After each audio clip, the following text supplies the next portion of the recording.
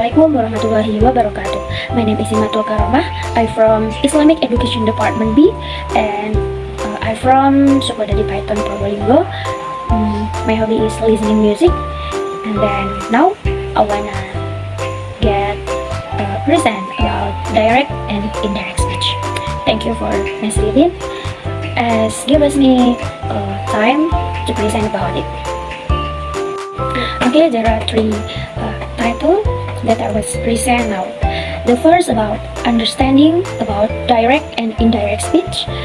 Second, change in direct and indirect speech. And third, use of direct and indirect speech. Okay, the first about direct and indirect speech. Direct speech is the word or sentence said is direct and then the speaker. The sentence is not altered or add.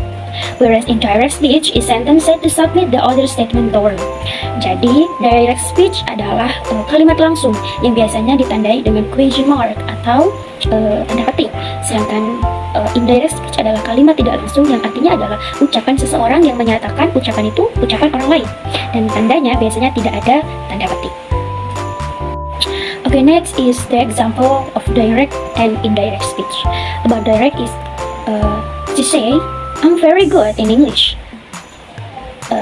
And indirect speech is she says that he is very good in English. Okay, the second title is about change in direct and indirect speech. There are three. The first is adverb of time or adverb of place. The second is pronoun and possessive. And final is about tenses. The example about adverb of time and adverb of place is indirect, now, and in indirect is then. For the pronoun and possessive, indirect is I, and in indirect is he or she. And about tenses, direct using simple present, and indirect speech using simple past. And this some example about direct and indirect speech. Direct is Tony said, I will call you after this. And indirect and in indirect speech is Tony said that he will call you after that. And direct is she says to me, I called you up yesterday. And indirect speech is she said to me that she called me up yesterday. Okay, for the third title is about using of direct and indirect speech. The first is statement. Statement is general. Direct statement used for. Meanwhile, in an indirect statement, the word that is used as a link between. For the example, direct.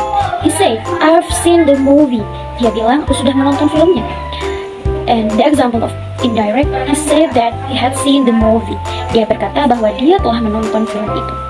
Jadi itu adalah sekarang kita penjelasan tentang penggunaan direct dan indirect dipakai ketika kapan saja. Yang pertama adalah digunakan ketika statement menunjukkan sebuah pernyataan. Untuk yang kedua, for the second is using for command. Command direct di sini adalah menunjukkan sebuah kata perintah. Yang pertama, command direct is positive command direct, and the two is negative command direct. About positive command direct, the example is come in please, say Doni. Silakan masuk, kata Doni. Sedangkan negative command direct is don't plus verb 1. The example is don't open the door. Jangan buka pintunya. And indirect not plus 2 plus verb 1. He told me not to open the door. Dia menyuruhku untuk tidak membukakan pintu. Untuk yang ketiga yakni tentang question or interrogative yang artinya pertanyaan.